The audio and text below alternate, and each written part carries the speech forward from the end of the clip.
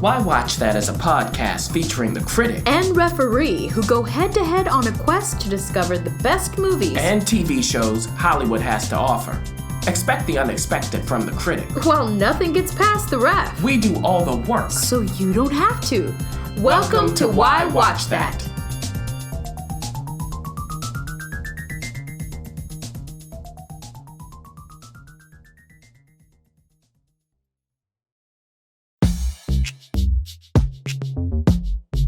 The Why Watch That Talk.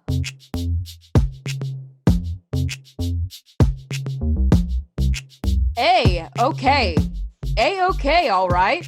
The New York Film Festival is well on its way, and we've got coverage up the wazoo everywhere. We've got boots on the ground, we've got heels on the ground, we've got all kinds of shoes on the ground, and the critic has been foraging through all of the wonderful offerings. I did hear the artistic director is hanging up his hat this year. So this is the last of his taste that we'll see. Go ahead and run us through quickly some of the highlights, lowlights, and things that you've been checking out. Yeah.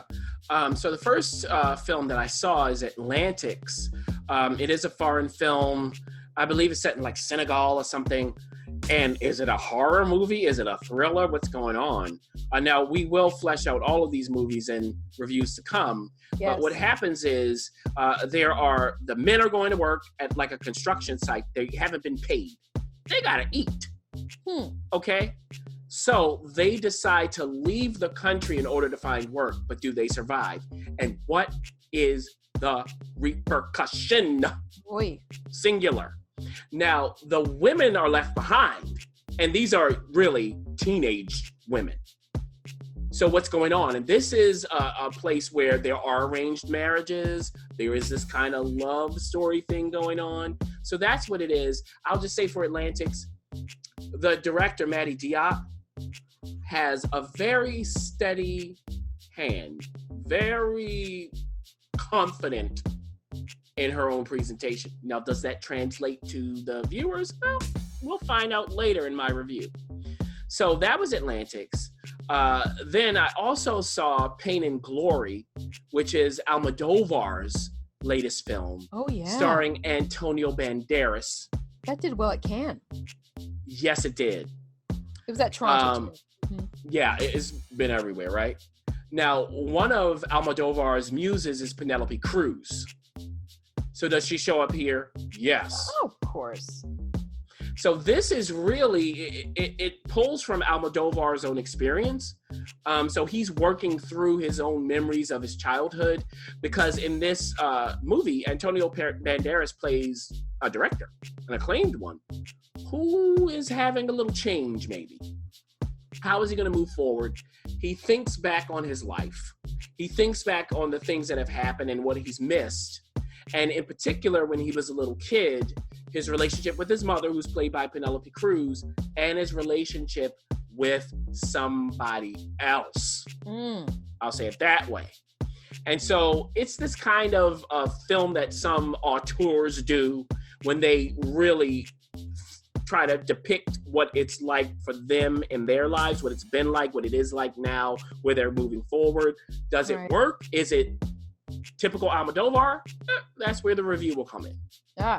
Now, I also saw Portrait of a Lady on Fire. Ooh. This is a third foreign film here. It's in Le Français. Yeah. And this is a period piece. At the beginning of the movie, we see a woman who is posing to be painted by her students. So she's teaching and posing. And there's this portrait at the back of the room. And one of the students asks about it. And there's a lady on fire. And this takes her back to what led up to that painting. And what led up to it. It's the kind of movie where people aren't saying a lot, but they're looking and breathing. Oh. Now, what does all of that mean? That's where the review comes in. Oh, my goodness. But this is the kind of movie that wants you to hold your breath. Did I? I don't know. And then the big one happened. Oh, yes, it did. So this past Friday, the New York Film Festival opened for the public. So it's now going, and you can go to see any of these movies if you want to pay, if it's not sold out. And this one, the opening night film, which press and industry, we got to see before opening night. Hey! Irishman from Martin Scorsese. Oh! We have Robert De Niro. We have Joe Pesci back.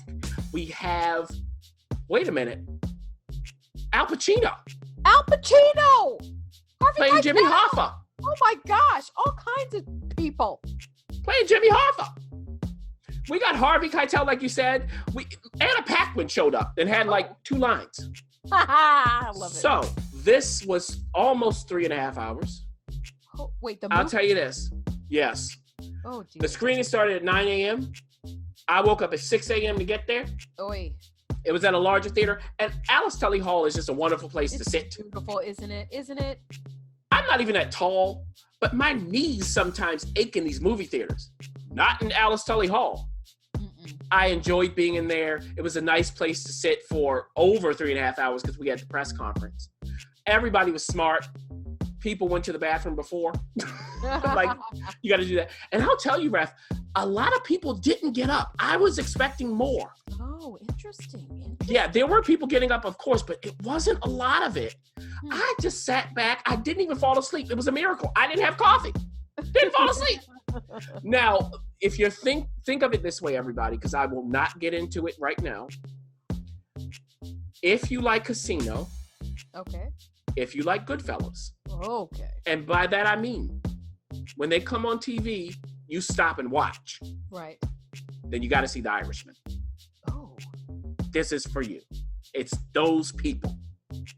Is it as great as those films? Probably not. Did I care? No. Oh. Did I laugh? Yes. Yes. The youthification process, when they made them look younger, Industrial Light and Magic, they were talking about this, Scorsese was, they had to create a way to make these characters look younger because it spans decades. Right. And he was like, look, we're not going to have Bobby De Niro and Al Pacino, and certainly not Joe Pesci, wearing those little balls over their head to do motion capture. They ain't doing it. So they talked through all of that. So they created a new technique, Ref, them to be able to make them look younger. Did it work? Did it work? Oh, I'm not giving it away. Okay. Now, you'll have to look forward to that. And we won't wait until around November 1st to release this. Thank you. We'll do a review a little sooner. So just look forward to that, and I will get into it. But I am a Casino Goodfellas guy. Yes, you are. And I was just feeling good. I was just basking in the glow of watching people who know what they're doing. I don't care if it's great. It was good. Oh. Good. Well, guess what? We're not finished with the New York Film Festival. You've got lots more to tell us about. You're going to more stuff. And the bottom line is we are going full throttle with the film festivals this year. We really do want to give you listeners a chance to get the inside scoop before award season comes around. So keep it locked here. We promise we will give you all the deets. You can check us out on social media. We're on Twitter, we're on Instagram, and we're on Facebook. So if you want to get some more inside scoop and really what the critic's thinking, we think you should check that out as well. And of course, you can always visit www.whywatchthat.com. But you stay locked here. We promise. We'll give you something to talk about.